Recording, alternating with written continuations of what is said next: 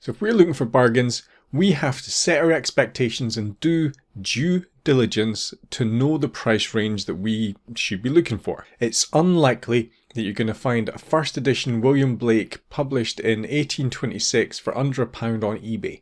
These are the kind of random bargains that you get at car boot sales. eBay, people tend to not price quite as madly, but we can still do due diligence to see what we want. So as an example, I'm going to use a book that I've just bought on eBay called the Startup Owner's Guide. So if I do a search on eBay, I can see what is currently listed, but what I really want to do is identify what it has gone for in the past. And that means I have to use the filters down here in the show only, and we're going to use completed listings and sold listings. So we start with completed listings, but not yet, right? Because the first thing we have to do is make sure that we have a good search to match what we're doing. So I can see that I've done a search for the Startup Owner's Guide, and there are things listed here from international sellers. Now, if this was the case that there are currently none on here, this is a pretty rare book, and I don't think it is. So we're going to cover searches in more detail, but essentially I'm going to do a search for the Startup Owner's Guide or the Startup Owner with apostrophe. That should be manual. So we're going to look for the Startup Owner's Manual, the Startup Owner with apostrophes manual. Let's see what happens there. So that's more like it. Now I've got 17 results. It's important to get your search right. The question I've got in my head now is this too specific? Do I actually need the? Okay, so it made no difference taking out the. I think this is a bit more permissive, so I'm going to leave that as my search. And there's a couple of, that shouldn't really be in there, but most people, you'll notice, are not putting the author's names in the title. So if I try and filter by author name, I'm going to reduce the amount of stuff that comes through. So I can see that currently listed, we've got about £22. So I need to compare that with what is currently in live. So if I was doing this, I would go off to Amazon or do a Google search to see how much it currently goes for. And currently it's going for about £23, £24 as a hardback on Amazon. But what I'm interested in is what people have paid for it in the past. What does it usually sell for on eBay? Now, most of these listings are buy it now. We don't often get bargains with buy it now. We normally get bargains with auctions. So let me filter for auction. Now, currently there's none listed on auction. So this may not come up on auction very often. Let me have a quick look at the completed listings. So in the completed listings for auction, I can see that it does get listed a few times. So this was listed at a £5 with £1.50 postage, £5 £1.50 postage. This was listed at £4.99 with £3.40. Now I actually bought this one because it's much cheaper than currently.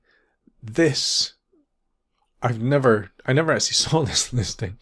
But that may be because I put the in my search. You can see here this person didn't put the on there, and they haven't put the apostrophe. So the only reason we're seeing this now is that we restricted our search to not have the in it. So that's an important lesson. Get your search right. Now, this person gave up just before I bought it. Otherwise, I'd have bought their copy, but that's fine. So now we have a search for auction, and we can see that it doesn't actually sell very often. Right, this is not an in-demand book. So if you were looking for something that had been completed and listed a few times and wasn't selling, it's not particularly in demand, but it also may not come up very often because this person gave up. They didn't relist. This person did list. They put it on at the same price. We know roughly that auction, you're not going to have a lot of competition. You're looking at about a £5. You might have to pay a bit more on postage, but it's certainly under a tenner. If I was getting a lot of things back, remember, I can filter this even further by adding in a price. So I could say, I only want to pay a tenner and filter on this.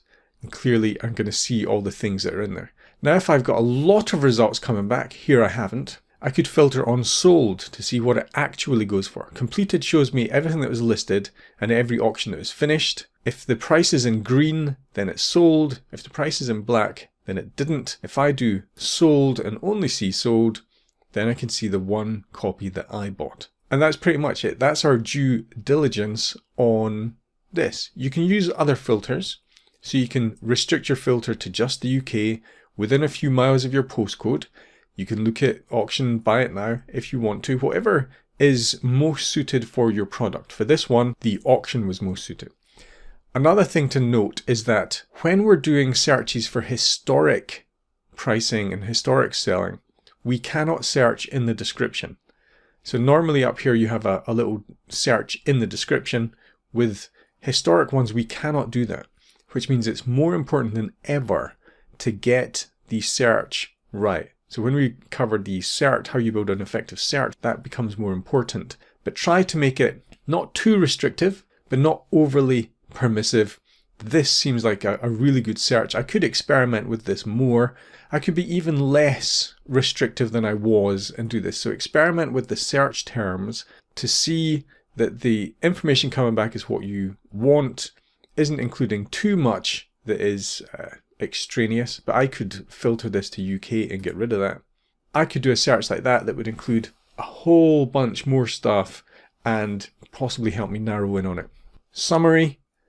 Do your due diligence, see where it's gone before, make sure you're prepared to pay the amount that it's actually selling for. You'll get a chance to see whether a lot of people bid on these, whether you've got a lot of competition, whether a lot of people list this, whether you're going to be waiting for a long period of time. And you do all of that through the completed and sold listings, but you have to get your search right because you cannot use an in-description search. Everything is based on the title.